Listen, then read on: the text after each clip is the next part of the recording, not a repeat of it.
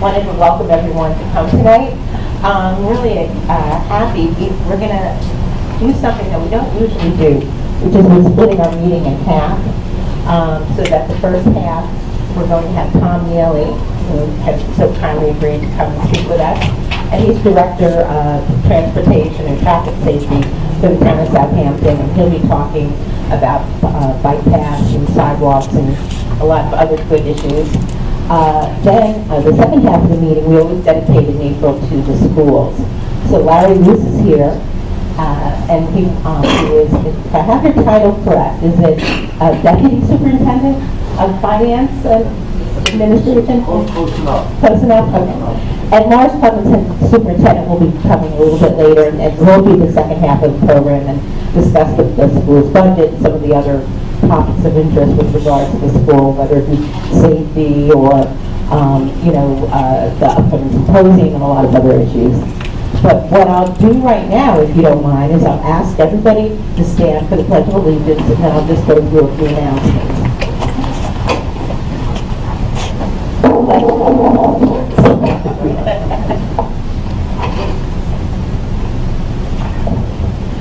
I pledge allegiance to the flag of the United States of America and to the republic for which it stands, one nation, under God, indivisible, with liberty and justice for all.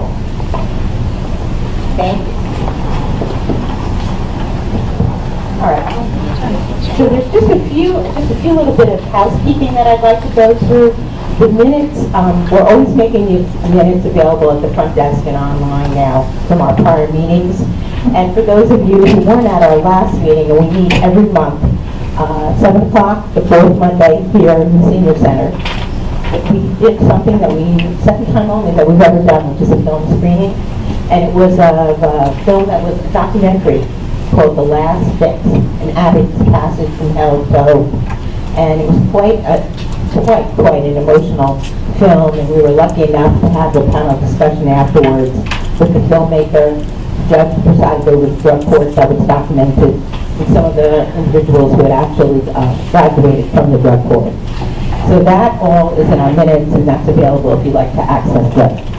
Then you probably all know, because you've all probably already got a greeting from us in the mail, but we are doing a membership drive right now. So if you haven't renewed, would like to renew, if you're not a member, would like to join, if you know anybody that would like to join, we have membership applications at the front desk, plus our quarterly newsletter, second edition, that we're very proud of. So that's also available. I always want to put a plug in that between our membership drive and our annual fundraiser, which is our Family Fun Day and Rubber Ducky Race. That's on September 8th at Cowfish Restaurant, and those are our two forms of financing for the Civic. So if you'd like to buy a rubber ducky, they're $50. They're at the front desk. You'll get to race it, potentially win a prize of $300. I'm going to let Maria Holtz talk a little bit more about the duck race.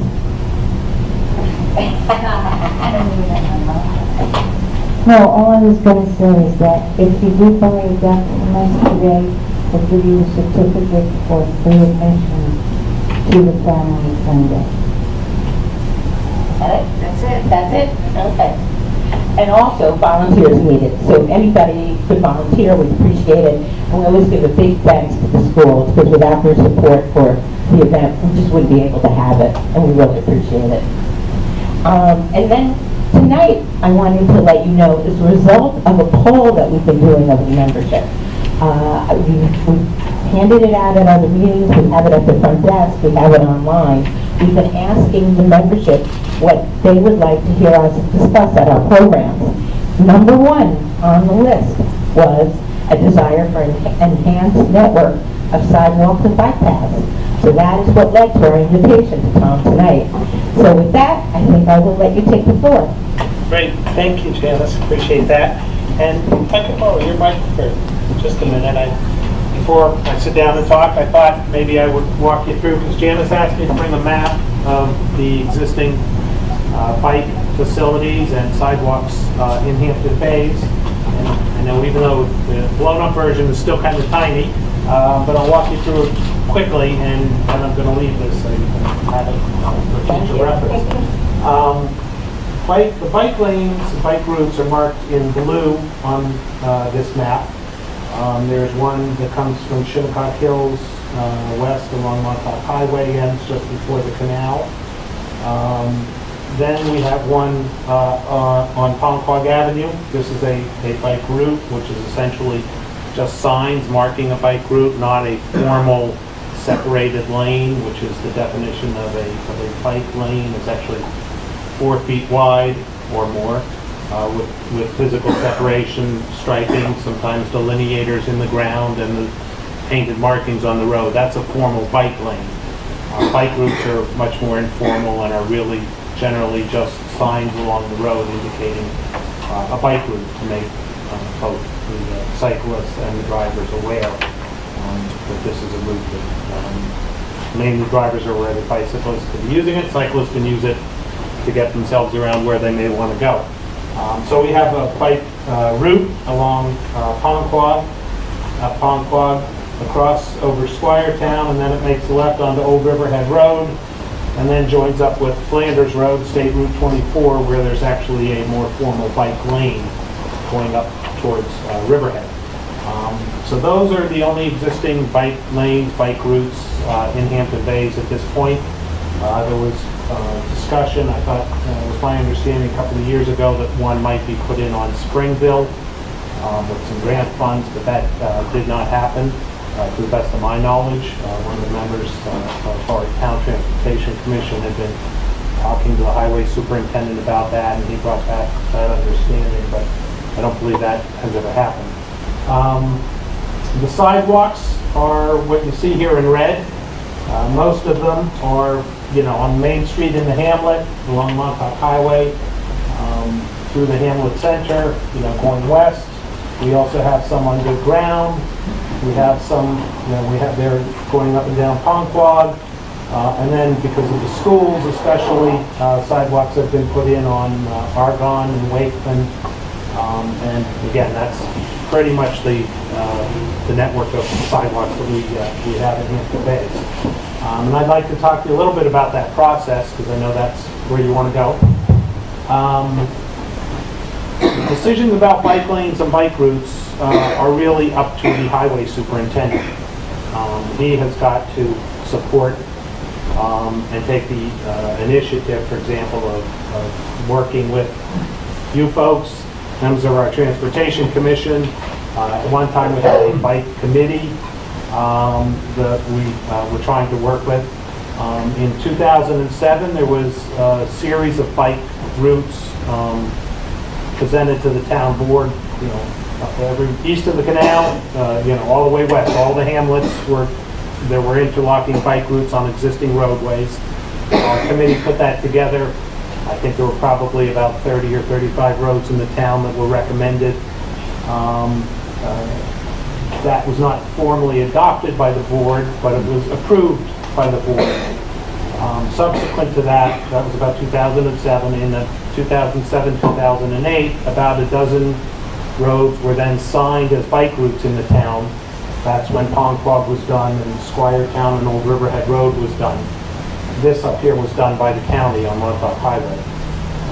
So these town roads and about 10 others were done back around 2007 or 2008.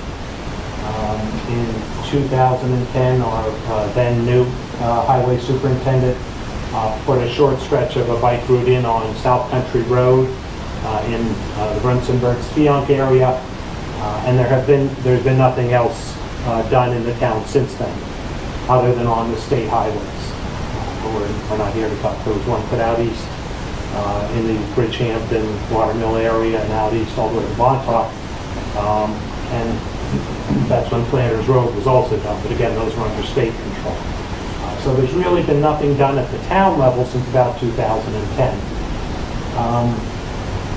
So the process for bike lanes, bike routes, as I said, the highway superintendent is the one that has the authority to make the decision as to whether one could be done, should be done, obtain estimates for the work, and then would presumably, like with most capital projects, would then go to the town board and ask for funding for those projects. Sidewalks are somewhat similar, a little bit different. but similar in that the highway superintendent is really the key person in making the decisions as to where sidewalks should be put in. The little bit of a difference there is that the town board can actually fund a sidewalk and direct him to put it in. They have to fund it, but they actually have the legal authority through the state law to actually say, put one in here.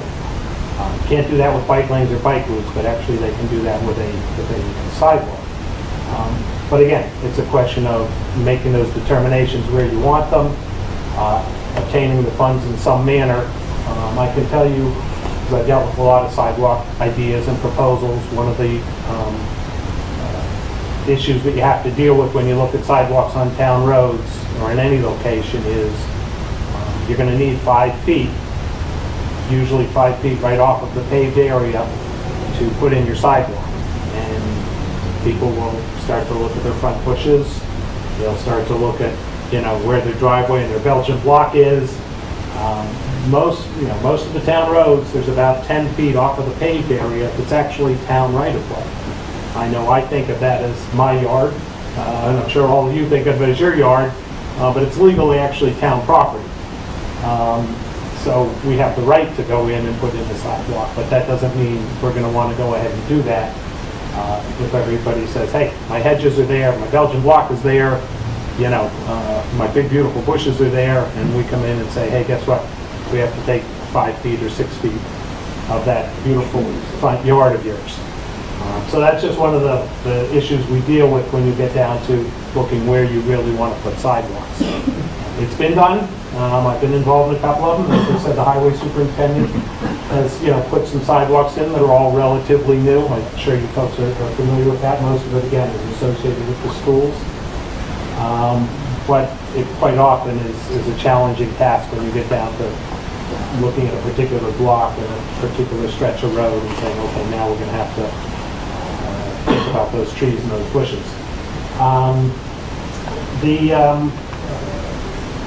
Sidewalks, again, they can be done. They become the town responsibility, whether it's on a state road or a county road or a town road. It becomes the responsibility of the town to maintain those. Just an interesting little.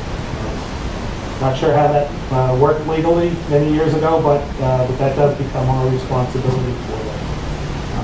So that's pretty much how the process works. I did want to mention with the sidewalks, the current budget, I think, in this year's capital budget for sidewalk repairs and new sidewalk is $100,000. That's actually down from what it was a couple of years ago. I think it was $125,000 at its peak. It's now $100,000. Again, I would encourage you to maybe invite the highway superintendent to come and speak to you about his viewpoint about sidewalks, his viewpoint about bike lanes and bike routes. But I can tell you $100,000 doesn't go very far when you're building sidewalks. Yeah. Just a question, because we did ask Okay. the superintendent to come to this meeting. Okay. And he said it's not his responsibility. But bike paths and sidewalks. Well, I'm glad you mentioned bike paths. Bike paths are a different item. Bike paths are off-road. The definition of a bike path is off-road through the woods. So I'm talking about bike lanes and bike routes, and if you did say to him bike paths, he may not, and again, I'm not sure whether you're talking about things that are on the road or off the road. I'm going by the on the road issue because that's mostly what I deal with. But if you are talking about trails, bike trails through the woods, that would not be the highway superintendent's responsibility. So if that's something you want to talk about, we can have another discussion about that. But Well, I may have used the word bike path.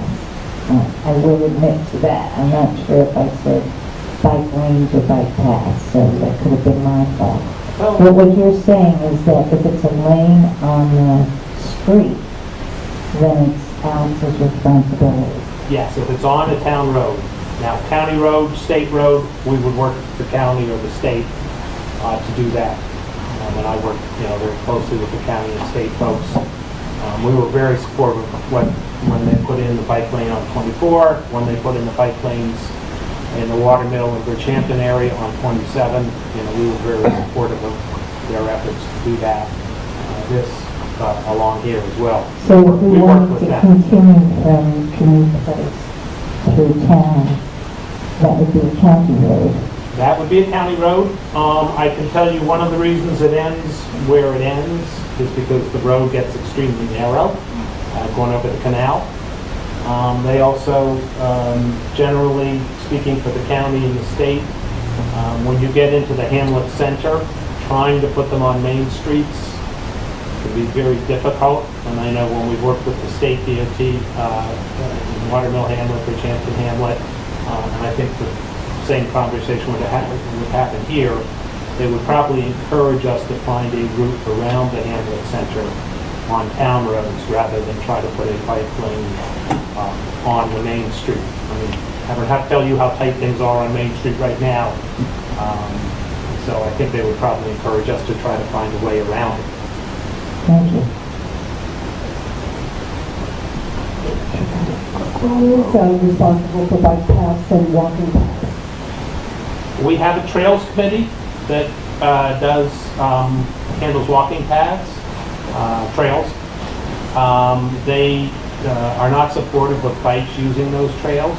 They would like them to remain for just people that like to walk and hike. So we don't really have a formal group that would be handling bike paths because it's never really been pursued. We've looked at a couple of things. I spoke, for example, the idea of putting a bike path along on the railroad right-of-way. That idea has been floated several times, and we actually had a grant several years ago up at Bridgehampton for a bike route that was called the South Fork Bikeway. It was going to connect Bridgehampton all the way out to East Hampton, and it was going to be along the railroad tracks. After several years of back and forth and public hearings, and going through Long Pond Greenbelt and some other issues, basically that project was not approved to go forward. The Long Island Railroad is concerned about security and maintenance, and with building something next to the railroad tracks. So if you try to do it again with the tracks, I think that would be a challenge. Other ways may be done. Might be possible to do it on CPF land. But again, you would probably have to kind of patch together where you can go and how you can connect. So Julie Lofstad, who I know you folks know very well, Julie is our liaison to the Trails Committee. We have a Town Transportation Commission. One of our members, Charlie Shields, is here. So if we want to talk about, bike trails, we certainly, can have that conversation in Town Hall. But I think you have to identify part of the initial steps would be where are you going to try to put these trails, bike paths, I should say. Well, I know that I've heard people, and I personally, without knowing the nuts and bolts of how you accomplish it, the desire to have the different parks be connected with bike paths or bike trails or whatever you want to call them. Right. Is that something that you're planning, or? I'm not aware of that. I was in the planning department for a number of years. I was moved out of the planning department a few years ago. I'm not aware that that's under discussion. Again, the work I've been involved in since 2005 on-road trails. Now, we do have some folks that, besides before tonight, have asked us to go back and explore the bike trail idea. So certainly something we could start to do some groundwork on, see if it's a possibility. So you're saying that if I understand you, that if we want, say in Hampton Bays, and obviously we'd love it to extend beyond, if we wanted paths to connect the various parklands, that would have to go through the planning department, or do you initiate it, or? There would probably be several of us working together. I mean, I'm not in that department any longer, but I work very closely with them, vice versa. I think it would probably be several of us. We'd have to, again, identifying the land, work with our CPF department if we thought there was some CPF land that might work. I was just at a great event on Saturday at Good Ground Park. That pops to mind. which I got my lovely tan here. My sunburn was being at the electric and hybrid car show, so I want to put a plug in for that. We had about 400 people there, and if you weren't there this weekend, make it next year. It's our first annual. Next year will be our second annual, and it was like a great event at the park. But maybe we could talk how to integrate that into a network. Oh, I've heard that floated. I think there would be, people would really like that a lot. And there may be opportunities where it could be partly off-road and partly on-road. Mm-hmm. The Southport Bikeway that I mentioned in Bridgehampton was envisioned as part on-road and part on-trail. Right. We didn't get the trail part through, but that would certainly be something we could look at. Mm-hmm. Now, going back to what you said about if it's on-road, then is it again initiated by you and the highway superintendent has to agree and then, execute it, or does it have to emanate from the highway superintendent? Well, I've discussed on a number of occasions the bike route, bike lane ideas. I reviewed the original plans that were conceived of in 2007. I identified some places where I thought he might want to get some estimates and do things like that. But it's really up to him to then, at that time, he did not go forward with some of those ideas. So I would say he's the one that, and I'll be glad to work with you, work with the group, and then, work with the highway superintendent. Mm-hmm. And then just to clarify, because then I want everybody else to ask any questions that they have. Sidewalks, I'm a big walker myself, and I'm so frustrated, and I've heard other people say that, you'd like to be able to walk from Main Street in town to, say, Pond Park Bridge, and over to the beach. And there isn't a network of sidewalks to do that. Again, is it you or the highway superintendent, if there are certain areas that you do want sidewalks put in, how do you start it? Do you... I think it would probably be best off starting with the highway superintendent. Mm-hmm. And I certainly would like to be in the loop on any of that, because again, we have a transportation commission, we've been involved in things. I myself, am a big believer in sidewalks and bike routes and bike lanes. There's a concept called complete streets, Mm-hmm.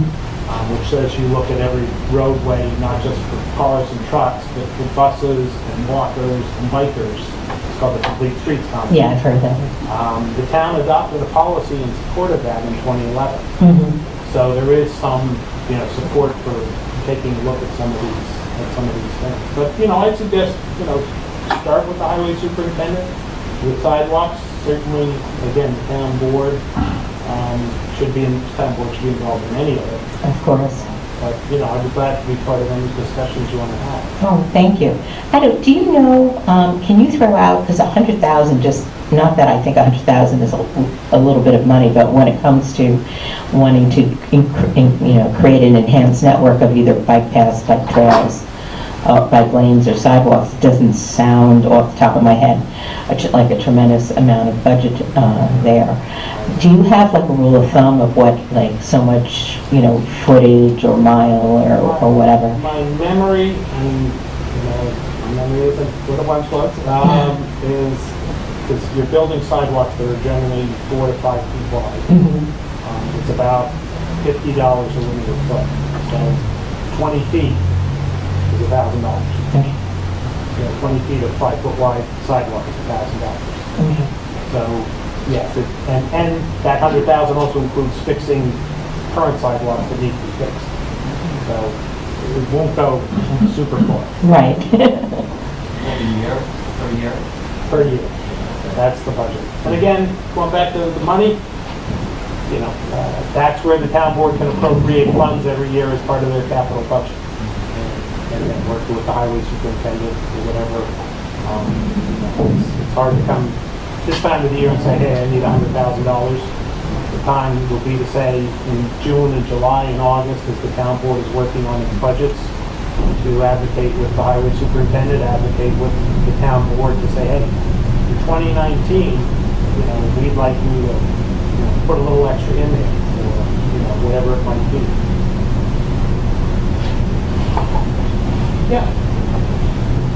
There are these these bike trails, east of 24, they've gotten hit by a lot of storms. And it just, the logs are just there. I moved some of it out if I could, but there's some real heavy storm we get, or three, we get off the bike on the class A. Do they have, tight, budget-wise, they just don't have the people, the chainsaw in there? As I said, I'm not aware of any formal bike trails in the town.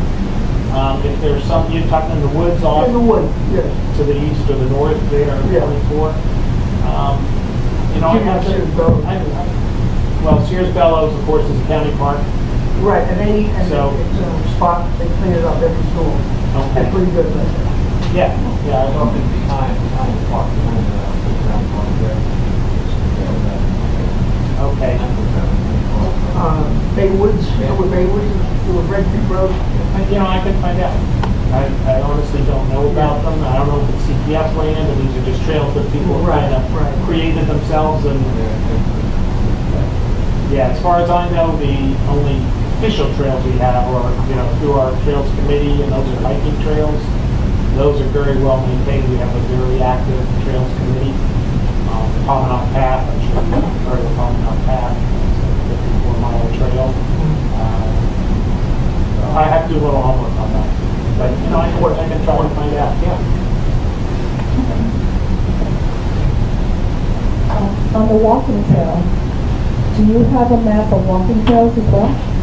Not with me, but it is on the town website, and I can certainly send you a link or get you that. I'm actually working with Julie now on the Trails Committee because trails cross a few roads, so they want to make those crossings safer. So we're actually working with the Trails Committee now.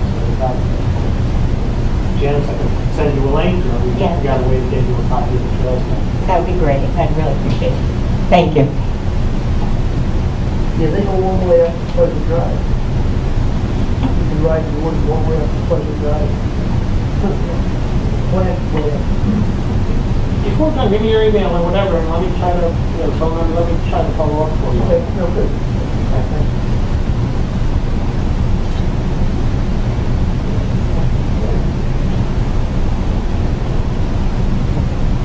Hi, my name is Andy Morris. I'm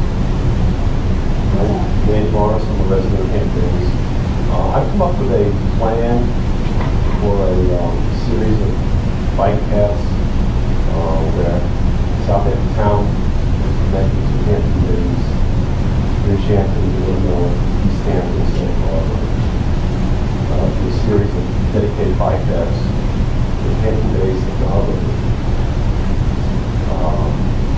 Specifically, Southampton Town Parks Department and Shinnecock Canal. We're connected to walk road paths and we go right to Crown Park, to the Long Island Railroad, and line the power lines. All up right of ways. I'm not exactly sure how the seeding is done. There have been studies where towns done transportation studies where they wanted to use the Long Island Railroad lines and the power lines, and that concept they put a lot of work into things to get very far. One of the concerns was liability and dangers, whereas on the contrary, having a improved infrastructure alongside the railroad tracks, power lines, you're actually making them safer and controlled by either police or volunteers or the general public instead of having overgrown weeds and homeless people in dump grounds to live. So that's something that has to be brought up again.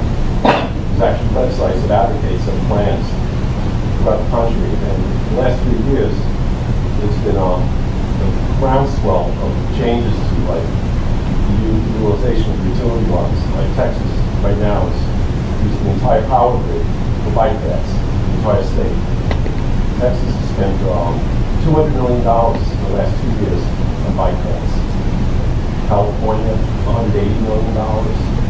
I did Rhode Island, they have bike paths for the whole few towns. I think Southampton right now has an opportunity to create one of the greatest bike path systems in the United States. like connecting all these things. One of the plans I had was connecting the new ground park to Hampton Bays or South Town Park at the canal. New Ground Park has a pretty good piece of property. It goes north and south all the way to Sunrise Highway. If you connect the Sunrise Highway to New Ground Park, along the shoulder, the south side shoulder, the Sunrise Highway is like 100 feet along your shoulder that you use as a bike path, similar to what you use on the Waterville Park that you don't see. If you protect it, and you just run along the Sunrise Highway all the way down to Shinnecock Canal, you connect these two parks. And another study the town recently advocated was have a transportation study, to have a bike bridge connected to a long railroad bridge, cantilevered to the side, normally the graded bridge. And then you can get across the canal from Hampton Bays to Shinnecock very easily and safely. Have you talked to any of the entities in town, about different groups in town about this? I started the conversation recently with Neely and a few others, and I got very positive feedback. Everybody wants to do it.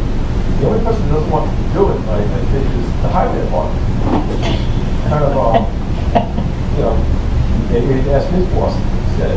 I think you could have a bike path, maybe we'll name it the Annual Formal Bike Path, something like that. You need a mandate. We have plenty of good ideas. And the transportation department, how does that fit in?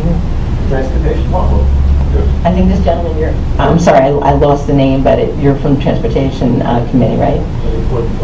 The transportation part is critical because they run it, they call the shots.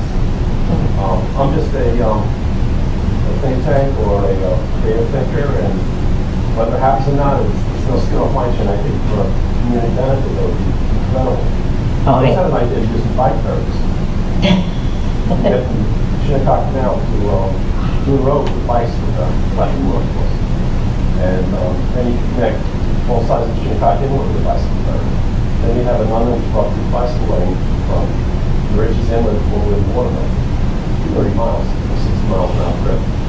Then you only have 4 miles of highway. Well, I know, I think that is one of the favorite places that people like to bike is along Dune Road and to the different communities. I mean, there's a lot of good ideas. Again, we really need like someone in charge, like resolve the mandate, and I can get to the right direction. Well, Tom, what do you think? If one wanted to execute this, where would one begin? One of our former town supervisors said it would be nice to be king, but we don't have a king in this town. As far as going ahead, I think Andy and I have had some good conversations the last couple of weeks when he first approached me about this, and I encouraged him to come to our commission. And what it takes is for our elected officials, our highway superintendent is an elected official, obviously our town board is an elected officials. They need to see a lot of community support, for these kind of things. Because they are different. It isn't just doing, what we've been doing. It isn't just paving the roads, all those kind of things. So, again, I would suggest you might want to start by trying to talk to the highway superintendent, kind of get his basic feel for these kind of things. And then, maybe talk to the town board as well. And, I'm willing to, work with you folks as best I can. I don't really have a budget. That budget issue. But I would certainly, certainly try to help. Yeah. I just want to mention one more thing. I linked with John, I was speaking with John, he's going to link my website. It's really a Facebook group. It's called SideWalks Active Transportation. And it will be linked to your website. And then it'll show all the ideas I have with illustrations. So now it's in the paragraph. That's terrific. Thank you. I'd love to show everybody. He's happy to all chip in. I mean, he put something out there. I know I, as a business, I do have to give him something, to get it going. You don't have to go to the website? No. Because I have a Facebook, Well, my Facebook group. My daughters can help me, and you could crowd something. The funny part was I had a Facebook group, This gentleman. and I emailed it to all town officials. They can't open up a Facebook page because it's the town produces is it something that a petition would help? We get out smoothing, because I happen to agree. I don't think he's very enthused about this idea at all. You know, petition can't hurt. Again, he's an independent elected official. Nobody can tell him what to do. Well, he's But I think supported that, by then again, involving the town board, you know, they're also elected officials. He's an elected official. You know, So when our I county think- legislatures, our state, you know, elected Is officials. it more sway to go to the town board, or to get enough people behind us before we approach? I think a petition's a good idea in that it shows there's a lot of people interested in pursuing this. You know, Thank you. I support that we keep talking about the local issues, but when there's nice and unnice weather, there's constant bicycles, driving Montauk, Dune Road, and there's some way to tie them in, so maybe they spend a little more time in town. I mean, you constantly see them come up, pumping up that hill, going west. You know, we get everybody going that gets to head to Montauk. But we get them to stop over here because we're having some accommodation for bikes. And along the road also, it's constantly, all summer long from that, even if it's wet right now. I think you're right. The reality is people are biking out here. Whether Well, my we own have family did the it proper years ago. infrastructure or not, people are doing it. So I'm kind of of the, It's not get really the a loss proper thing. infrastructure. Exactly, I agree. Let's tie it together and enhance it. You know. Go ahead. Hi, I just wanted to say that I feel a little disappointed that we're not really hearing of any visions for our sidewalks, bicycle paths. I expected to hear you be the messenger of what the leadership above you was going to, you know, work on in our community. It's just disappointing once again that we have to be you're telling us constantly that we either have to be a mob or sign a petition just to get our elected officials' attention. It's a bicycle path. We live in a town where we have beauty all around us, and it's a death trap to even try to ride our bikes to the beach, walk to the beach. I live 2 minutes from the beach, and it's difficult to get there. I mean, why can't we build 10 feet of sidewalk each year until we get to the beach? Why does it have to always be such a project? I don't understand It sounds it. like nothing big's been done in, what, 8 years? I mean, what is the elected officials, what do they want to do for us? It sounds like we have to fill in the hole, unfortunately, because I gather from what you're saying, and if I didn't misunderstand you, there isn't a plan, which we would hope there would be, that X amount of sidewalk or bike lanes would be developed per year to bring it together. There isn't such a plan, is that correct? Not to that level. Andy mentioned, and give Andy some credit for the work he's done on this. We have a town comprehensive plan that was adopted in 2005, which laid out a network of bike lanes and bike routes in the 13 town. years ago, I'm sorry. No, 13 years ago. that's fine. Besides- I'm a little frustrated myself. Well, what are you doing? What are they doing? What is currently project for this upcoming year, say, for instance? Is there anything? There are no plans that I'm aware of. Okay. And again, I think you need to speak to the people that you and we all elect every time. Hi, my name is Dave McMorris, and I'm resident of Hampton Bays. Just a couple of quick thoughts. I recently wrote a letter to the town board about a month ago regarding the Viper right-of-way for a segregated bike path, completely separate from automobile traffic. So from like the 40 Barn area over towards the Quad Wildlife Refuge. Very nice little destination for families to get out, feel safe. I'm an avid cyclist, a mountain biker. I ride mainly in the woods. I don't ride the roads now. As far as I'm concerned, they're not safe. I have 2 kids that are in high school now, and for years, my wife and I, we lived in Bedford. We moved out here in 2003. The wealth of bike paths that they have in Nassau County, it's embarrassing. It really is. We're one of the wealthiest townships in the country, and we have such a disparity in cycling opportunities. We were talking about sidewalks, right? So my understanding from reading over there, sidewalks are primarily for pedestrians. there's a Right. safety issue, I think, when you start mixing cyclists and pedestrians and people walking with baby carriages and, there's just too many opportunities for collisions. Cyclists are abiding by the rules of the road. It's supposed to be riding their bikes along the roadway, abiding by the same rules that the automobiles have to abide by. I wrote emails 2 years ago when Len Dodson was part of a great effort in this town to get cycling opportunities about Ponquag Avenue being striped with bike lanes, similar to what they have out in Santa Barbara, East Hampton.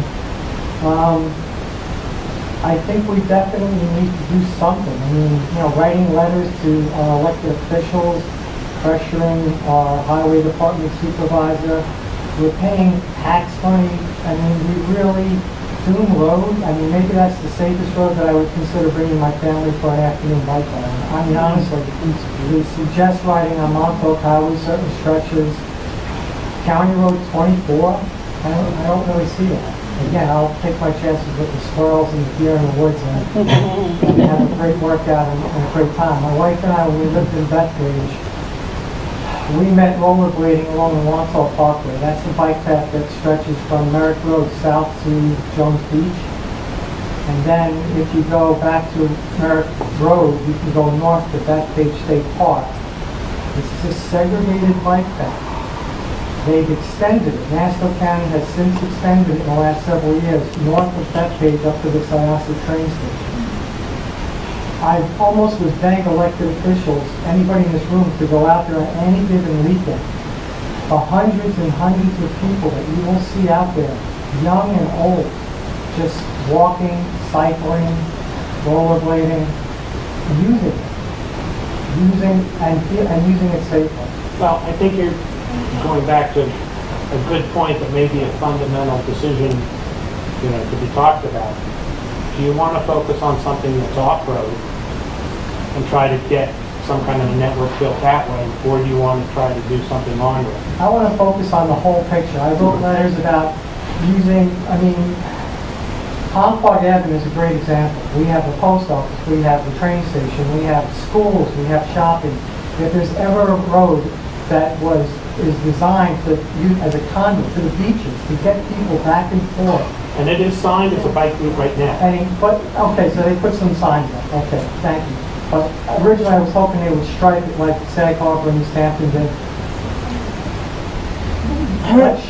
Narrowing Ponquag, I think studies have shown that when you narrow the road space that cars travel in and accommodate for a bike lane, it naturally causes the automobile traffic to slow down because they have a narrow width that they're able to travel in. The wider you make the road, the faster people are going to drive.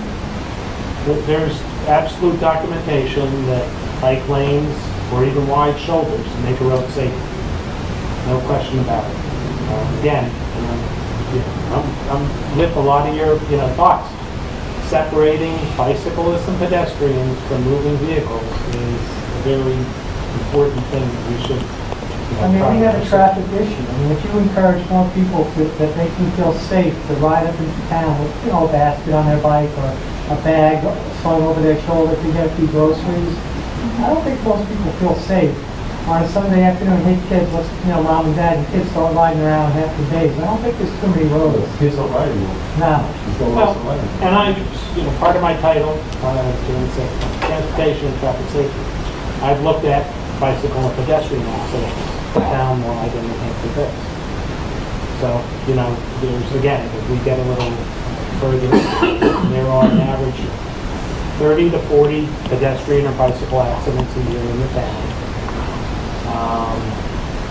Hampton Bays has kind of proportionally its share. There was something like 24 in the last 3 years involving either pedestrians or bicyclists. Most of those seem to involve pedestrians from what I've looked at. A couple involve bicyclists on sidewalks that maybe they should have been on the sidewalk, but they were, and a right turning car hit them. There are a lot of different circumstances, but again, it gets back to the question of, those kind of accommodations, can make it safer for everyone.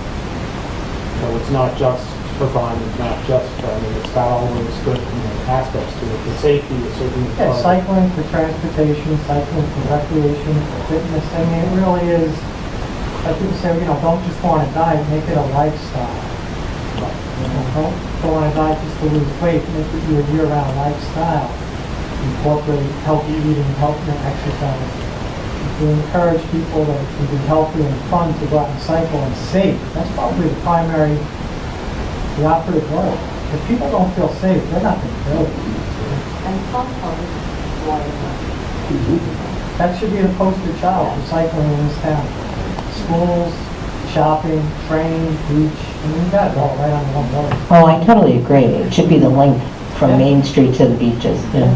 And somebody said something about, sidewalk to the beach. I mean, once you get down to the end of Palm Park South, by St. Mary's, what are you doing? There's Shinnecock Road has got like that much to ride a bike on, and then you're dealing with, cars and trucks. Oh, I know. I totally understand the frustration. You want to see good lanes? Go up to the North Fork and go on Sound Avenue, all the way up to Orient Point. I feel completely safe. I mean, bike designated area.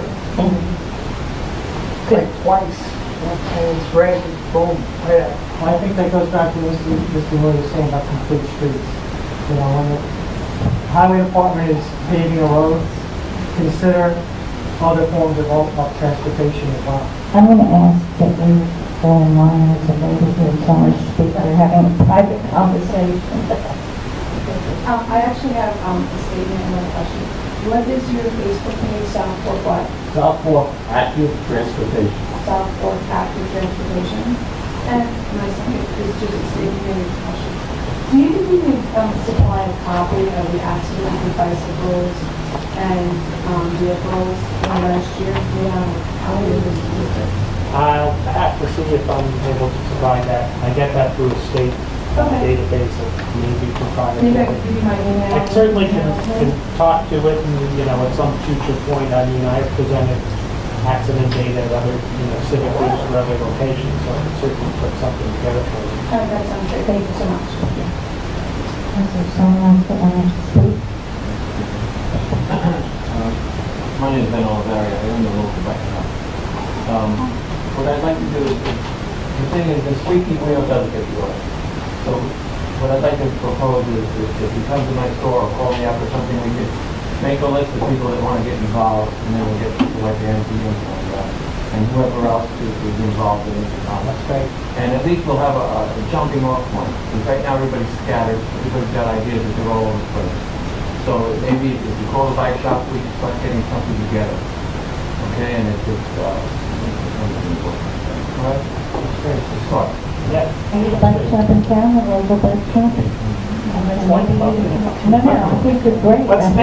Thank you, and we thank you. Would you house a petition? Thank you. To that point, do you still have the 2005 proposal or the survey or whatever that was, the plan for Yes, bike paths and I walking do. paths? 2005, it's on the town website, is the transportation elements plan. It's part of our comprehensive plan. We then had a document that followed it in 2007, but the 2005 on the website is really pretty close. Again, can you send the link because I don't find that website user friendly. I know, I'd like the link also. And I don't know if this is inappropriate, but Lars and Larry, I was wondering if, I know that you've had, I believe supported getting some sidewalks for the schools. Did you want to weigh in about whether you think that there's a need for an additional bike lanes, sidewalks? I'm not sure I need this, but I found Tom to be super solutions oriented with us, and so I think this is probably a really good starting point for where, like Dan said, we're all over the place, but to herd us together and people be in the right direction. We've increased sidewalks. It was important for us to really focus on the mile radius, and these are the students who don't have bus access in the school district. So it's really typically Bay Avenue to Town, and then Springville to maybe Wakeman, between Wakeman and Lynn somewhere, depending on which campus we're talking about. So we've connected the schools by sidewalk and into town. So we know that we can get from the elementary, middle, library, high school, and into the community here. We see that some of the side roads are difficult for walking, particularly down Wakeman. And some people's houses have their fence line right on the property. So we've been, every time we have the opportunity to talk about it, we certainly bring that piece up. But Pompog's are great, like you said, the poster child, Mrs. Morris said. And some of the things that we've done in front of the school have been speed mitigating pieces, like the radar reminder, how fast you're going, because it is a drag strip. Once you come off the railroad tracks, the next time you're stopping is past St. Mary's. The short answer to the question is we would love more sidewalks. And my grandmother used to tell us where she moved from the Bronx, and she always said it. And back in the 80s, people would say to her, we left the Bronx because we didn't want that anymore. But the roads from when I was a kid here, I would have a lot of concern letting my little boy ride his bike because it's just so congested right now. Okay, thank you. Thank you. Traffic growth in Southampton is about 2% a year. So in the last 15 years, we've covered 50% of the traffic. You said 2% a year? 2% a year. Yeah. And multiply that and compound it and all that stuff. Okay. Thanks for coming tonight. This was a great discussion. Yeah. For all of us. I was just wondering, the Green Advisory Committee, because I know that Southampton wants to be green and sustainable, right? Bike paths connecting all the towns, bike lanes, living on green paths, is really a green, sustainable item. I don't know how you go to get certified if you don't have that in place. When you look at other towns like Portland, Oregon, that you can bike wherever you need to safely in the city, right? And here we are in the country and we can't. So I'm just wondering what input, or if any, do they have? I was just looking, I couldn't remember the name. But it's the Sustainability Committee. Right, and so when I was just looking at it, it does list bike lanes as one of their items. Their plan, the 400 plus plan, or whatever it's called, right, yeah. also talks about bike lanes, bike routes. Andy, who came to our commission meeting the other day, Transportation Commission meeting. We also had a gentleman by the name of Nick Palumbo, who's the Sustainability Director for Suffolk Community College, and on the Town Sustainability Committee. He came because he is very much of an advocate for biking. So, I'd like to feel that we have, maybe a little groundswell building. But yes, they, in their plan, identify it as well. I'm glad you reminded me of that. It seems like we have a lot of plans identifying this and nothing's getting done about it. But I'm wondering if with this movement we can really get it going, we don't include them as well. And I know a few folks are not for it. No, I'm glad you mentioned that. Them as well. Yep, glad you mentioned that. I just want to remind people that the local bike shop is going to have this start of a petition, and I'm here to tell you that it's safer to bike in New York City than it is here in Hampton Bay. And bike paths to connect the whole city. Okay, well, I think we're going to have to draw this part of the evening to a close. I think it's been a great discussion, and it's a starting point. I'm sorry, I just want to back up with that woman said, behind the gentleman. Just a minute, all right, just a minute or two, because we have to bring our second part on. I just want to know, when she was questioning, is this just another think tank with great suggestions? Well, no, what we're going to try to do now is, especially with the help of the bike shop and with Tom, and with the discussion here, move forward and have, as Laura said, the beginning of a solution.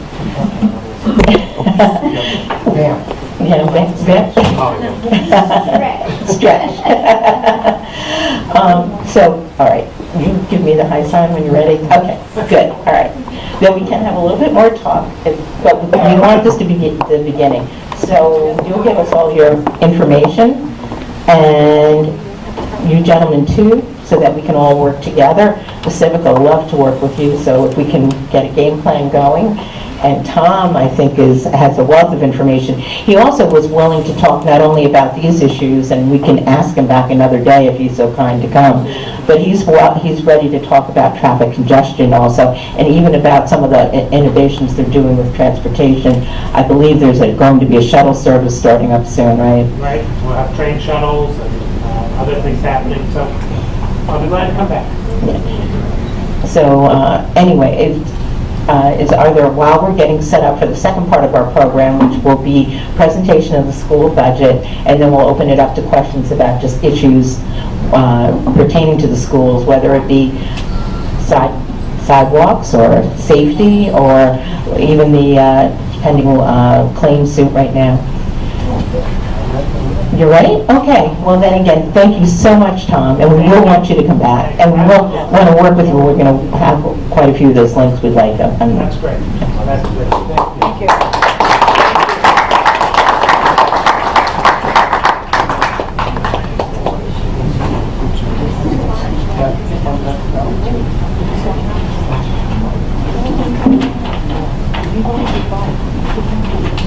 I never agreed with my grandmother, by the way. I wanted the sidewalks as well.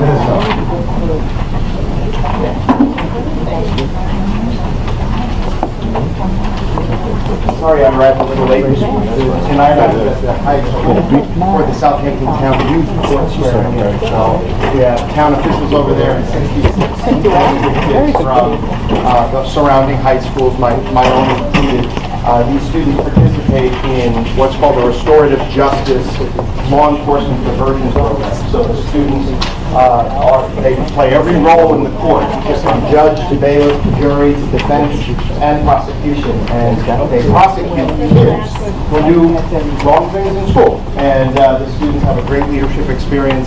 And one of the statistics as I was walking out the door to come here was that this group of peer leaders has given more than 11,000 hours of community service to defendants this year in the 31 cases that they've done. So our student leaders, we use these as diversion for more strict discipline, as a progressive piece that if a kid does a minor infraction, they can go before a jury of their peers and restore their justice and then become part of the youth court program. So Liz Scully, who is one of our board members seeking re-election this year, is there. Her daughter is being sworn in tonight by Justice Wilson and Justice Cooperstein. So thank you for having me, Janice and your committee. Thank you for having me. Larry Luce is here. He's our Assistant Superintendent for Finance and Operations. And Ms. Ann Colhane is in the back as well, and is a candidate for the Board of Education election. So this is the time when we typically come out with the formal presentation. We try to be out as much as we can. Larry and I are both community members here in Hampton Bays. But this is the time when we bring the PowerPoint with us to talk about the budget and what our goals, both programmatic, physical, and financial goals are for the next school year.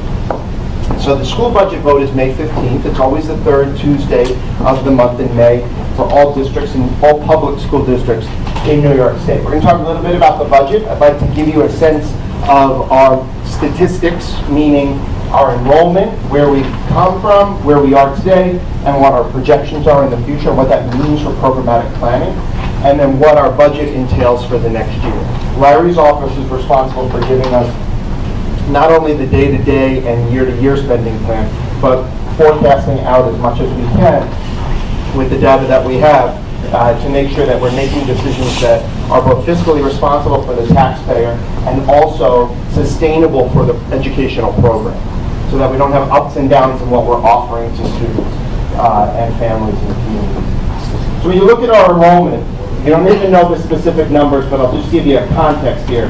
2007-2008 school year, we had 1,800 kids, and we hit a high in 2014, 13, 14, 2015. We hit a high of over 2,100 kids. So while Suffolk County statistics were showing enrollment decreasing in public school aged children, Hampton Bays was moving in the other direction. And in 2014, we sort of hit our high water mark.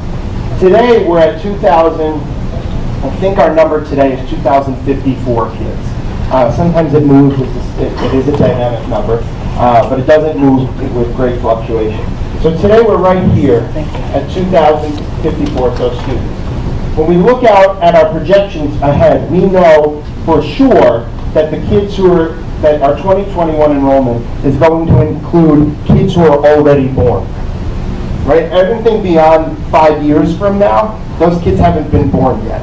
We can project based on trends and things like that, but this is our most solid projection of enrollment. We've been doing this for over 25 years, and the projections show us that if we take the zip code 11946 and look at the number of babies who were born and assigned to that zip code by the Department of Health in Albany, roughly 80% are going to show up in kindergarten 5 years later. Sometimes it's 78, sometimes it's 82, but over the course of time, that number is normalized at 80%. So we know what to expect based on the kids who were born, as we have the 2000, we're just getting the 2017 numbers, but certainly the 2016 numbers. So you can see overall we're on a downward trend.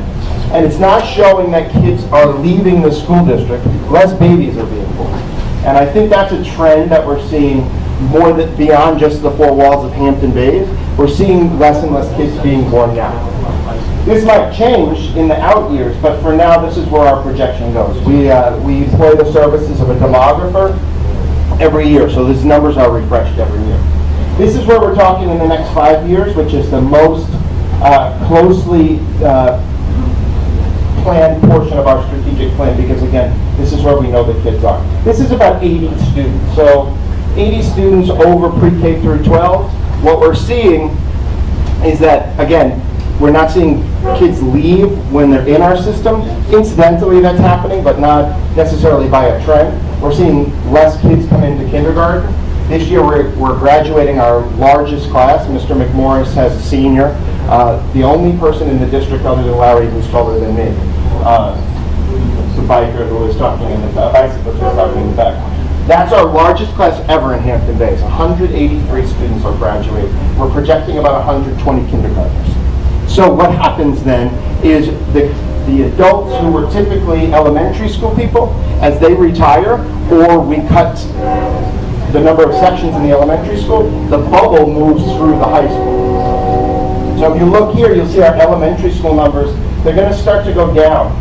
We're right here, 2017-18 school year, 712 kids in the elementary school.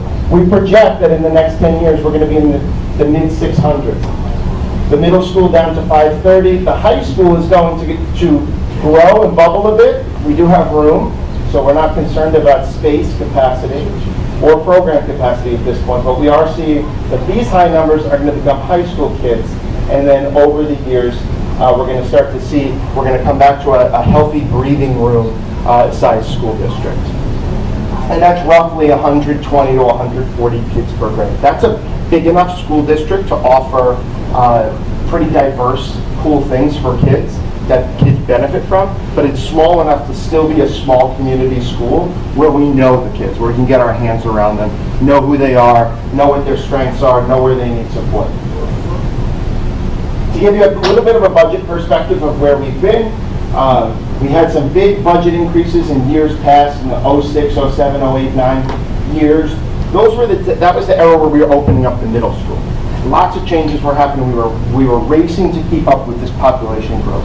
We're seeing that our budgets and our tax levies and our state aid is really normalizing now, and we're in a position where we can be maintaining programs that we began for the community. State aid, Larry and I find ourselves advocating often in Albany at the county legislature with our state assemblyman and state senator here on the East End to make sure that we're getting as much state aid as possible. We're considered by state formula to be a rich school district. Insert laughter here. Right? We're considered to be a rich school district. The combined wealth ratio is what it's called. To take your land value, we're right on the ocean. We're a land-rich community. But we know that our demographics and our reality does not match that statistic in Albany. So we are constantly having this conversation to make sure legislators who are making decisions about state aid know that story about us. What that means is we get about 11 cents on the dollar from Albany. The rest comes from taxpayers like us. So the more that we can get from the state legislature, the better it mitigates what we need to be able to do on the local level. Districts that are considered less wealthy get more from the state education department, sometimes up to 50% or more of their budget. Yeah. What is the per student state aid in Hampton Bays? How much per student? Divide about $6 million by 2,054 kids. I was an English teacher, so I need a calculator. $6 million by what? Hurry. The reason I ask is Someone has a that I used to live in Westchester, and when they gave the per student state aid, it was remarkable how the blue-collar cities like Yonkers and Mount Vernon had the highest per student state aid, but the lowest results, within the whole county. Yeah. So I was just interested, if we're considered high income, are they giving us? We're not considered high income. So our median income is, in census records, is probably $60,000 to $70,000. So we're just considered high wealth, not high income, where the median home value is, the median income, the household income, is much lower than in Westchester, where it could be sometimes 4 or 5 times higher than here. I mean, there's a lot of research out there that will show that dollars and results are not the only correlating factor between how kids succeed. When you compare our per pupil spending overall, so when you look at property tax, other local revenue like interest on the accounts that we have at local banks, and state aid, we spend at the very bottom of the spectrum on the South Fork and the East End per pupil. So we're about $24,000 per pupil. The average in Southampton town, without putting a pin on the number, I would say is probably $30,000 or a little higher than $30,000 a student. To answer your question, about $2,900 per student in state aid. We spend about $23,000 a year per student. So most of it, about $20,000 per student, mostly property. So when you look at the 08-09 to the projected school year for next year, our enrollment growth overall was just shy of 10%, 9.9%. Our average, if you take that average and put it over an annual enrollment growth, it's about a 1.5% growth per year. We know that was very different. We had some big spikes in there with surges in new enrollees. The average per pupil cost has risen at about 1.46%. So we've been one of the priorities in Larry's office was to make sure that despite the increased enrollment, we were still keeping the cost per pupil as tight as we could. Excuse me, I have to ask you something. I saw this at the school board meeting up then. But I have to question your data here because the big surge has been in immigration and you based it on live births. So, I mean, how accurate do you think this is going to be? Suppose right now we have an administration that's trying to stop, illegal immigration. Suppose that we have a change of regime change. We get some people from California might have open borders to get rid of ICE. So we have huge surges here. I mean, most of this problem started with immigration, legal and illegal. Well, Ray, I don't have a crystal ball. I wish I did. Well, no, but the only thing I have to go on, even you asked me a question, let me respond. The only thing that I have to go on is historical data that goes back 25 years. So even through the surge in immigration, we still see it's about 80% of the number. So that's a correlation. I'm not just basing it on live births. I'm saying that here's a firm number I have, and over the course of 25 years, I have data that shows, on average, 80% of that number is going to be in kindergarten. So that's my starting point, but I also have to be, part of my job is to be present with my legislators to make sure that I'm informing that conversation to say, if you don't act, my community is going to have a disproportionate impact, or is going to be disproportionately impacted by decisions at the federal government related to immigration. I'm going to have a much different experience than Bayport is going to have. I'm going to feel that differently, so I have to be at the table to say that. But you're right, there could be a major swing in one way or another in terms of federal policy, in terms of international conflict, in terms of a lot of different factors. So we just have to be at least prepared to know, here's what our course is, here's what we expect, and that way we can be agile enough to respond if there's some force that we don't expect. Okay, I mean, it's kind of a wild card here, though. You bet. And, we get one grade of plus student, and then we have, like during Obama's administration, they had the unaccompanied minors come up, and then they, pushed them around all over the place. I believe Hampton Bay's got some of them. Mm-hmm. And, this is very perplexing of what could happen to us, which has happened already because we pay the highest tax rate in Southampton, one of the highest in Suffolk County. I just want to keep that out there. Not the highest tax rate in Suffolk County. No, I said one of the highest. Go west to West Hampton, and almost every town we go to has a higher tax rate. Almost every single one. We have a high tax rate. We have a high tax rate for Southampton. And when I started 12 years ago, the first thing everybody said to me, you've got to cut the budget. Cut it, because we pay too much. And after 2 years of looking at it and studying it and trying to figure out where to cut, I said, it's not an expense problem. It's not an expense problem. You don't have any money. We have a lovely town. It's beautiful. It's great. But the most valuable property we have is parking land on the ocean. Guess how much taxes comes into parking? Why do other communities to the east and west have the dollars that we don't? Because of the parkland in their community on the ocean is mega mansions. They pay a ton of money in taxes and they send absolutely zero kids to school. And that's the difference. They have that revenue source. We don't. Gail? I'm sorry, but if you look, I'm not, but I live in a little house here. I have a little house in front of my house, and value is estimated $3,200, so $4,000. And we will have to pay the value of 1.8 and paying us some tax. Right.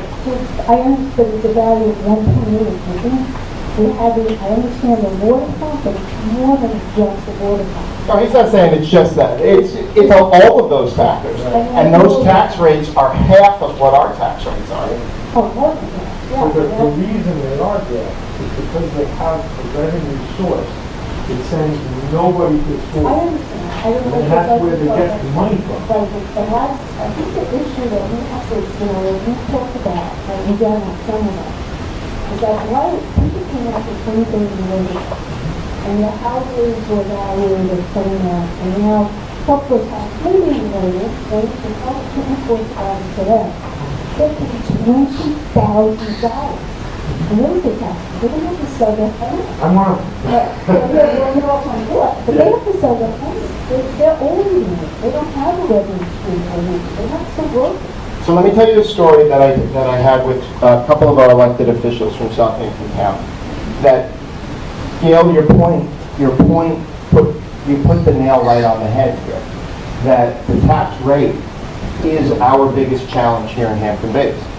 But our tax rate being what it is, our per pupil spending is still at the bottom of the ladder. So when we talk about a comprehensive plan, and we come out here and we talk about our school budget, I'm talking about the 16 square miles of our community, when the comprehensive decisions that are made at town hall, or the county level, about what happens to us in Southampton Town, impact us disproportionately. If we're going to be the working class community that serves and has affordable housing and works for the rest of the Hamptons to make the rest of the Hamptons work, and we still have a high tax rate, then we will always have a second-class education. Because when we're talking about cutting a budget, and I don't believe we have a second-class education, and our results show that compared to our colleagues here on the South Fork. Our kids can perform, our demographics don't match, but when we're talking about we have to cut a bus because our tax rate is here, some of my colleagues are talking about cutting the second bowling machine. or American Sign Language, things I don't have the opportunity to offer my kids. So that's the conundrum we face, and that's why, and I think we're saying the same thing. I think you nailed it right on the head, Gail, that our goal has to be to keep that tax rate mitigated as much as we can, which is why I also see a value in our Board of Education and Larry. You know, we sit on a lot of the same committees because I believe that the levers that we're pulling in Hampton Bays, whether someone used the word that we have to be a mob all the time, right? And the fighting that we have to do to make sure that Hampton Bays is a priority and taken care of, are levers that help our assessed value increase faster than it might normally because the tide is rising for all value, right? We want to be ahead of the normal tide rising. And I think things like advocating for, you know, the completion of the canal or the park down out by the bridge or the repaving of Main Street or incentives to bring businesses in are only going to help us. So I think we're saying the same thing. I thank you for that comment. Right. For sure, I can't find the source, but for example, in 2007, the average property in Hampton Bays was $508,000 median. 2017 it was $465,000. Now we go look at Southampton. We're talking about communities east of the canal. Yeah. It was $1,050,000 in 2007, and it's now, and last year, it was $1,430,000. We haven't experienced the growth, and we're in the 9th year of a recovery. That's what I'm trying to say. You know, like good times follow bad times, and bad times follow good times. And we're in the 9th year of recovery, and we have not really improved. The low-income houses here, the houses at under $500,000, have recovered somewhat, but the higher end, which we had a meeting with Jay, and he's, oh, well, they're building a $5 million house here, but an evidence is down on Ponquag Manor, which are high-end condos, you know, close to $1 million. They sold 2 of them. I disagree with you. When we experienced the economy crashing in 2008, and all of our assessed values crashed, and I bought my house over off Palo Alto in 2007, and lived underwater for a good period of time. We were the last community of all the towns in Southampton to start to be on an upswing again, and we're entering the 2nd year in a row where we've had increased assessed value. And we would sit at these meetings with the assessor and look at my colleagues around the table and Larry's colleagues around the table, and everybody was seeing their assessed value go up, except us, and except us, and except us. So for the last 2 years, we've seen it now positive, which is, you know, in part because the tide is rising, but the things that we do here and what the Civic does and what the other organizations do in town, we want to juice it a little bit and make it rise faster than it normally would by a natural market force. You and I can have lots of private conversations, but there's people who want to talk. I actually have 2 things on my site. Number one, as you know, I send my child to Arlington. Yep. And we get busing from our school district, but now we're going on to high school. And I pay my school taxes, which is like 85% of what I pay. And the new deal that we have now for St. John the Baptist is they'll pick up the kids at St. Rosalie's in Hampton. But I've been informed by the school district that we will not supply bus from my house to St. Rosalie's. That's a service that I don't get at all. And I've been told in the past, over the years, since I've been sending our son to Arlington Hampton, that I should feel privileged that I'm getting my books and I'm getting service. So I'm actually paying the school district, and I'm not getting a full service for a lot of it. That's number one. Number 2, I'm interested to know how many children get reduced lunch or free lunch in the Hampton Bays School District. Do you have those statistics? I do. So 57% of the student body gets free or reduced lunch. 57%? Yeah, that's based on a national standard, national definition. It's not subjectively given by us. And can you compare that to the other school districts like Southampton, West Hampton? We're higher. You're higher. Yeah, we're on the high end of free and reduced price lunch in Suffolk County. But again, that's not a district by district decision. It's a formula that we have to follow. And everyone follows the same formula. So I'm aware of the formula. I was just curious on the percentage of students that we have in the Hampton Bays School District. Yeah. I just had a question about per student, what you get, you know, from the state or whatever it is. I was a New York City teacher, so I'm not out here that long, but I thought that the more children you had with the free lunch or reduced program, like a low income, that you get more funding. We do. There are other You streets. get more funding because of the... It's nominal, and we get more funding. Does it make that much difference?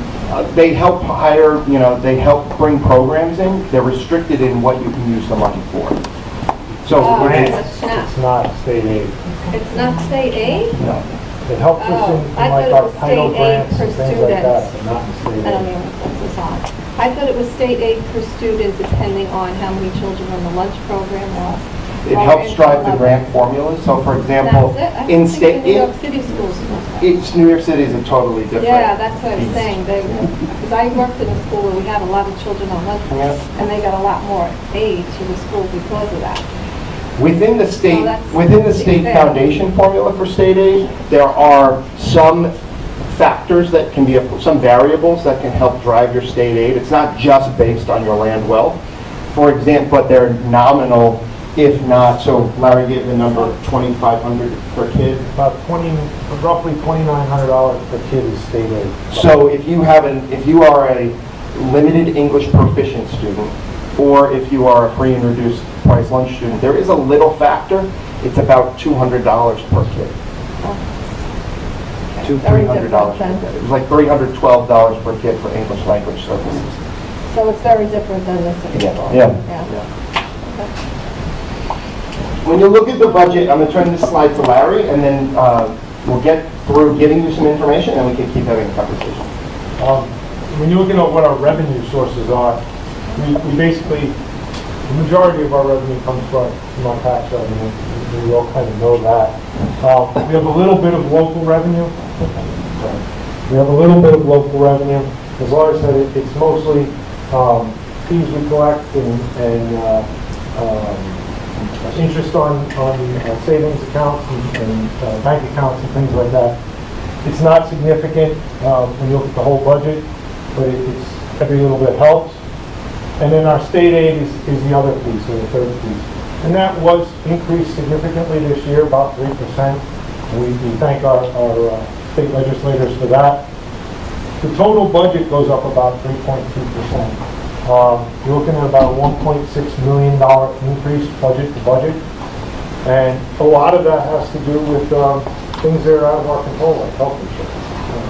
Unfortunately, the last couple of years, we've had a break. The health insurance has gone up, the pension liabilities have gone down, pension liabilities have gone up, and health insurance has gone down. This year, unfortunately, the way the stock market plays out, these things tend to ride with the stock market. They're both going up at the same time. So we get hit from both ends, which is part of why the budget increase is what it is. We've had a number of meetings about the budget. We talked about it over the last couple months. We're coming up on kind of the biggest meeting, which is our budget hearing on May 8th. And then the last day to register to vote is May 10th. If you're not a registered voter in the town or in the community, the last day to register is May 10th. And then the budget vote is May 15th at the middle school. We start this year at 7 a.m. We start at 7 a.m. We run 7 to 9 at the middle school on May 15th. When you look at what's included in this budget, I wanted to touch on a couple of programmatic pieces. With the decreased enrollment in the elementary school, we're able to convert one of those elementary school classrooms into a science lab, a hands-on science lab, something we don't have currently at the elementary school. So all of the classes in kindergarten to 4th grade would have a hands-on lab science period per week, coupled with an in-class lab classroom side of things in their homeroom class as well. We have an average class size of 21. It varies anywhere in Southampton town from 16 to 24 or so. We've been as high as 24 and 26. We've typically ridden the high end of that spectrum. We did secure a grant for a K-6 math literacy coach this year for that purpose. So somebody who is solely focused on going into classrooms every day and working with teachers to make sure that there's fidelity across the board. Our classrooms are very diverse needs. and we want to make sure that teachers have all the tools to meet the needs of their kids. We've been able to, with the support of the New York State Smart Schools Initiative program, the Smart Schools Investment Program, to create a one-to-one device initiative, which mirrors what West Hampton has done many years ago. All of our students in grades 5 through 12 will have a Chromebook, which doesn't have a hard drive. We use the cloud, the Google Classroom. We've rolled it out in the last week in grades 5 and 11 as a test, because we're at the end of the year. So we want to work out the bugs, since we haven't done something like this ever, and then we'll do a full rollout in September. At the high school, we'll continue the development of our science program. We've moved Living Environment, which was a 9th grade science class, the first sequence of the Regent sequence. We've moved it down to 8th grade, and all 8th graders now take a Regent Science. We used to just have that as an accelerated program. What that does is opens the other end of the pipeline for kids, particularly those who are interested in STEM-based studies. So that could be science research, it could be AP chemistry, AP physics, AP biology, marine science, forensics. We were finding that kids, if they started the Regent sequence too late, they had all of these interests at the end and couldn't take advantage of the programs that we had. We started AP Computer Science this year to teach our kids the language of the 21st century, and this summer we will begin the full replacement of the high school roof. We did pass we had a bond question for that last year, because our projections at the time were that a full replacement of the budget of the high school roof was going to be just shy of $5 million. We had saved $3 million of that already at that time, so the bond question was, could we use up to $2 million more? When we went out to bid this winter, the bid came in at $3 million, so we won't have to use the bond permission, so that we were able to use the capital reserve that we've been saving through surplus each year.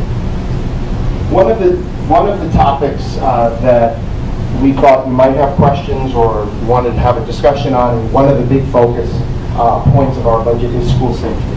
We obviously know that this is on our mind. It's always been on our mind, but certainly a heightened level of awareness and concern since Parkland and since Maryland, and since there's been, unfortunately, a number of violent incidents, not only having to do with guns, having to do with a lot of different violent behaviors. There's a mental health issue going on in our country, particularly with our young people. 10 years ago, school superintendents in New York State said that if they had additional money, what would they do with the money? They would replace programs that were cut or give the money back to the tax levy. Today, that same question that is asked every year, today, nearly 60% of superintendents say they would put that extra dollar from Albany into mental health and student support services. So we're seeing that there's a different type of kid coming up into the school system. They have different needs, and those needs, when not addressed in the most extreme sense, could lead to troubling situations for kids. Our school safety program has evolved and really breaks down into 4 different components: technological integration, advanced collaboration with many partners, readiness, so that's how we're training and how we've what's called hardened the school structure, and communication, how we're communicating with parents and families within the building, within the community, to community members, and to our emergency response partners in both preventative ways and responsive ways. So what we're working on currently right now is an SRO presence in the building. So that's a school resource officer. Western Suffolk County districts, all New York City public schools have a school safety officer. It's a sworn police officer in the buildings. East End school districts don't have that. In the western part of the county, districts share that resource, so there's not an officer for every school. But in Southampton, we've had one school resource officer who has been responsible for investigating and dealing with individual juvenile incidents and supporting the schools in proactive ways and responding to the schools when there's been a problem. So that one person has been stretched very thin. The new chief, Skrinecki, has put a priority and intends to put resources into that program to give us more support.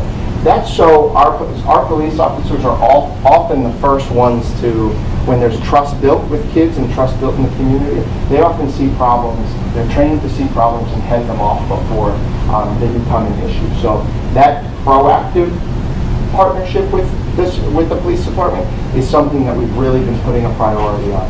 We don't want parents freaking out when they see a police car in the school bus.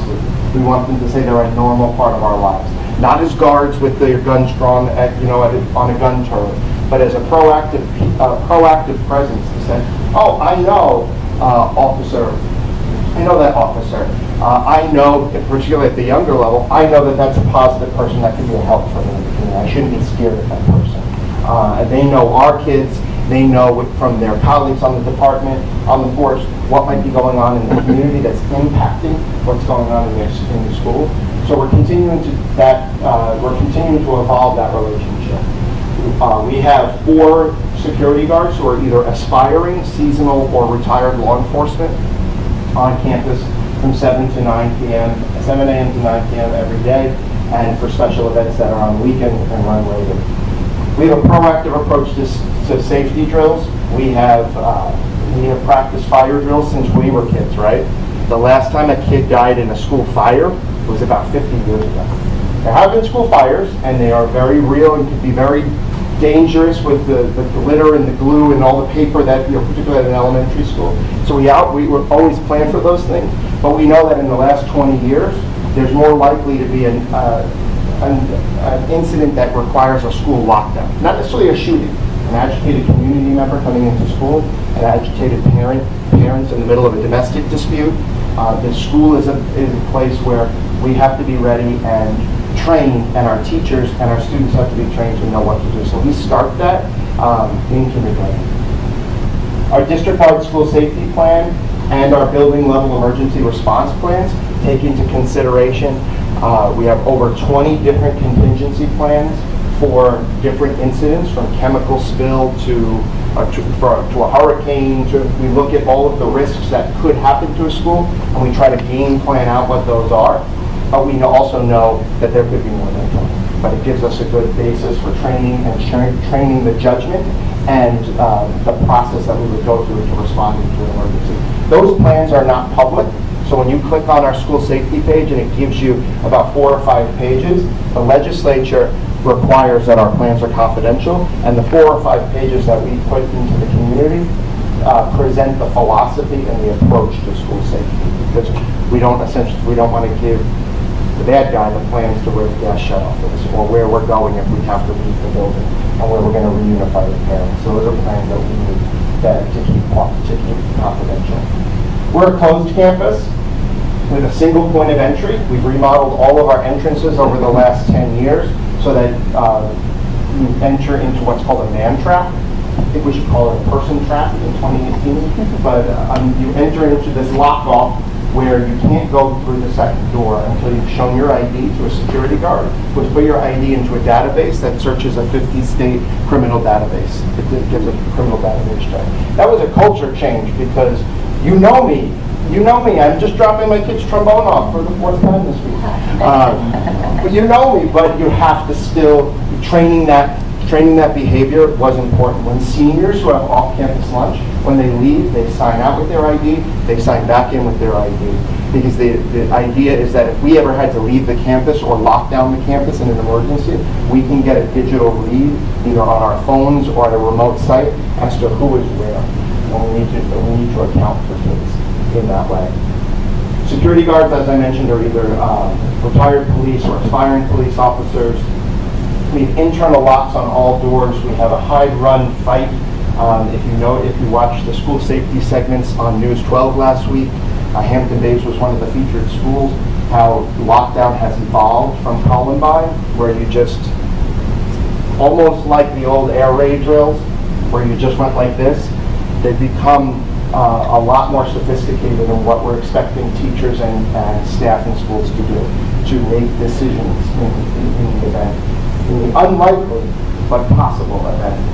And that's the message that we want to send to our community. Our schools are safe, but we are ready to respond. We are ready to mitigate a risk if it does come to our classrooms. The other component, and then we'll wind down. The other component is that we're working on with Chief Skrnicki now is the ability for the police department.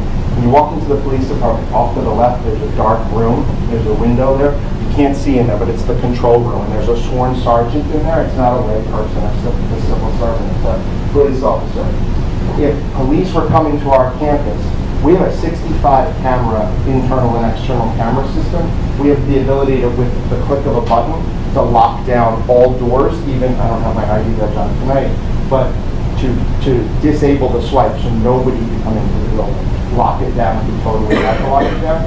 But until now, that ability was we only have that ability internally. With an integration, with the connection to the police department, we're giving the police department, that when we call 911, we're giving them that access. So that sworn police officer will be able to pull up our cameras, pull up a floor plan, click on a room, and get a still panoramic picture of what that classroom looks like, and can respond or communicate to the radio car and say, you're going to enter from the east side, and I'm unlocking those doors. They're quickly on that, so they don't have to spend time getting into the building. Time is what is key in an emergency. An active shooter is on our mind, but again, that's an unlikely scenario. We're much more likely to have a pit bull on the backyard of the middle school, which we've had. We're much more likely to have, as you read in the paper last week, an incident where something happens in the community and comes onto our campus, and we're ready to respond to those things. Balance, it's a balance to not turn our campuses into jails, right? Our campuses are open, schools are open, but they are hardened, they are locked, and we try to mitigate as much risk as we can without going to a full guard at the corner, and you can't enter the campus until you've gone through it or it's a difficult reality to be in 2018, but it's something that the conversations we've been having with our parents. We held a school safety forum with parents before spring break, and we have ongoing conversations with them as well. Ryan? I know the biggest thing that everyone wants to know is what's the tax impact, sort of the bottom line. So with the proposed budget of $52.5 million, it's a 3.25% budget increase. You have a property tax levy, it would be $46.3 million, or 3.22% increase. We'd be under the property tax cap by about $150,000, a little less than $150,000. And Laura's going to talk a little bit about that when we get to one of the propositions that we're going to put up. We've been told that assessment is changing by about 5.7%, or about $188 million. So we think, and I stress, we think, we put calculations together, but if everything we're told doesn't work out, it doesn't necessarily work out exactly this way. But we think the tax rate would decrease by about 2.1% from $13.23 per thousand to $12.96 per thousand. That's not us, that's the way the assessment could play out. And if that exactly happens, the approximate change on a house consistent value of $450,000 would actually go down about $123,000. Yeah. So I have a CPA here, right? That's the way the assessment. But if everybody, you just said, if everybody's taxes for 5.7, but they're saying like that's wages can work, then the taxes will work 3.3. So I think, and that's the reality, right? If everybody's sitting in a house, they didn't do anything, and they're saying the parents are going to reassess us by 0.7%. Now the school tax is going to go 3.2, and then the Jerry increases budget by 2.1. So our parent taxes are going to go up. But what you're missing is not everyone's house is going to get reassessed.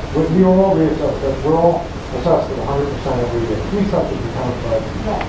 They're not successful. They're going the house to house, street to street. But they try to do that every year. If you talk to the town assessor, that's their and either way, not everyone's house is going to go up 5.7%. Yours might go up 6%, yours might go up 2%, hers might go down 2%. You don't know where we're all going to fall out. I realize that, but the end, the net is 5.7, and the net increase that you're collecting is 3.2. Yes. So We're not saying that. For me, you're collecting 3.2% more than the prior year. Doesn't matter who you're collecting from. Absolutely. Okay, so it's a misnomer to say, Mary Smith's house is going to go down, and Galen Boyd is going to go up twice as much as Mary Smith's go down. At the end of the day, you're collecting 3.2 times. And we said that. We said that on that slide. We want, because tax levy and tax rate are two different. So we try to parse it because people conflate the two. I know the people, what we had happened, the people were expecting the taxes to not be as Jay said. I remember. Taxes going down, and they opened their tax bill. And it didn't. And it did. So just, just setting expectations Yep. in general is really, I mean, for me, is really important. Good point. We agree. That's why we. Why don't you just say you're collecting more money this year? We said that. It's on that slide right there. No, and you ended with that the tax rate is going down, but actually It you're is. collecting more money. But we said we had two thoughts in our head, right? We're collecting more money and the tax rate is going down. We said both of those things, and they're both true. What people traditionally We ask ended me with, in the past, we're gonna the go reason down, why I the talk average rate about will the go tax down. rate Maybe is it's not because everything. everyone always asks, what is the tax rate going to be? It is. That's one of the first things they ask. That's why I try to answer the question before with that. I'm not a guru. I don't have the crystal ball, as Laura said. I can't tell you exactly what's going to happen. I especially can't tell you what's going to happen at your house. I can tell you the trends and what they tell us, and I can share that information. It may not play out that way. I'm sorry, I don't have the ability to make that. Right. We're saying, Well, I just gotta say this. You're collecting more money. You're saying we don't know, but you are gonna collect more money from us. can you see the green dots?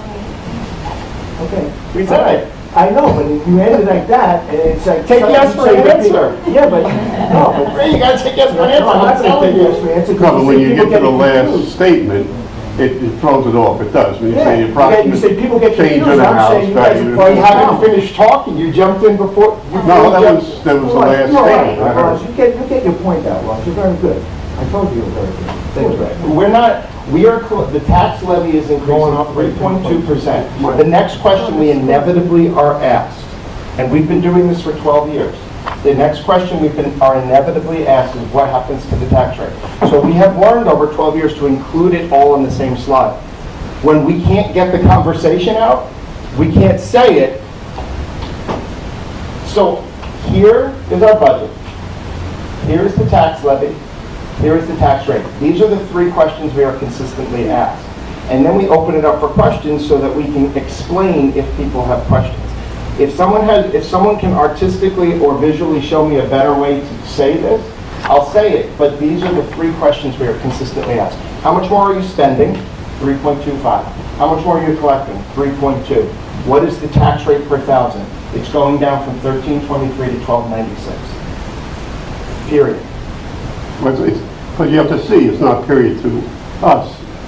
I'm with you. The period to us is the bottom line. How much more? I don't know what your am I house is paying? valued. I don't know what your house No, but how much more I'm paying?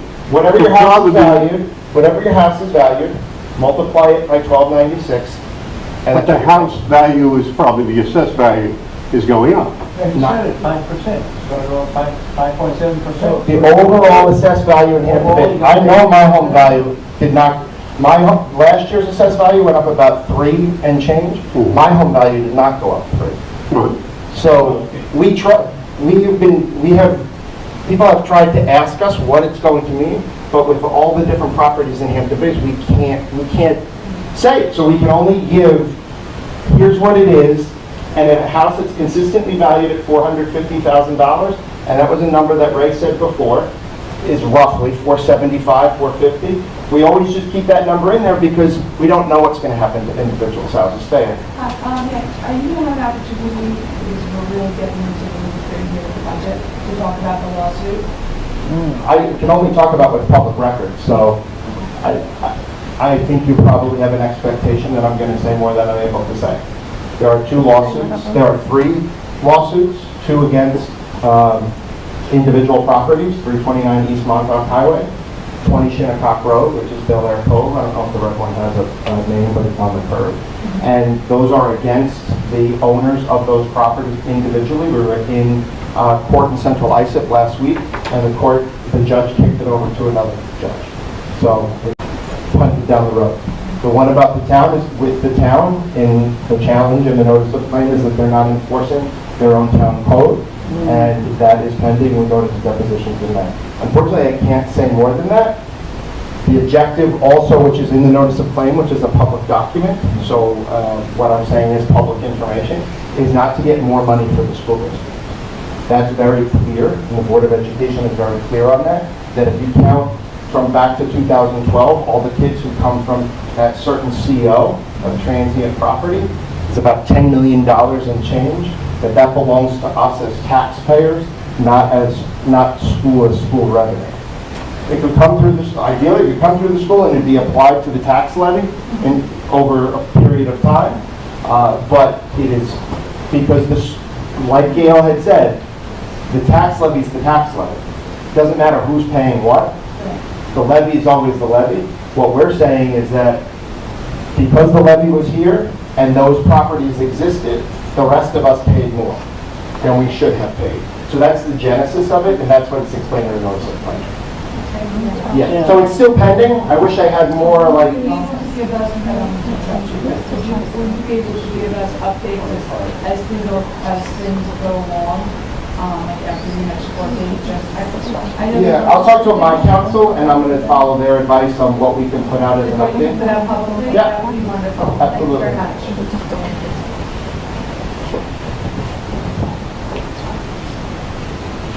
Just the name of the law firm that's representing the school? Shaw Harrelson, May and Lambert. Shaw? Shaw, S-H-A-W, Harrelson, May and Lambert. It's school district council. Have you gone beyond notice of claim? Have you actually filed the brief, or where we stand with this? When you file a notice of claim against a municipality, the next step is what's called a 50H hearing. So that's where we are now. I just like to add, I have gone to the school board meetings, and I support our administration. Lars is a great guy, and the school board is, I really think they've done a great job. I mean, if I'm critical, it's not of the school board, the administration, or the school board. It's what the town has done to us and the reality of it. So sometimes I'm upset about it, but you guys have done a great job. You're doing the best you can. And it just seems that Canton Bays, our hamlet, everything's been dumped on us. And we're a good community. We're educating these kids. It's just like I always say when I do speak. We're a lifeboat. The immigrants have come here. We can hold 10 kids. 10 people. They put 20 people in our lifeboat, and we're swamped. And that's the point here. And I think that's really the philosophy behind this lawsuit. So I hope That conveys. I totally know that, right? Yeah. Okay. Thank you very much for coming tonight. Thank you. I have a couple of other things I just need to say. I know we have a 9 o'clock end, but there are 3 propositions. The first one is to authorize the school budget. The second one is what Larry had mentioned, that our tax levy cap is 3.56. Our school budget is built right now with a tax levy increase of 3.2%. We're asking the community what they want to do with that other piece. The tax cap law is not written in a way where, the tax cap law is written in a way that if you leave any money on the table, so to speak, that it's gone forever. That if there's some unexpected, yes, it's true. Oh, I thought you said no, it's not true.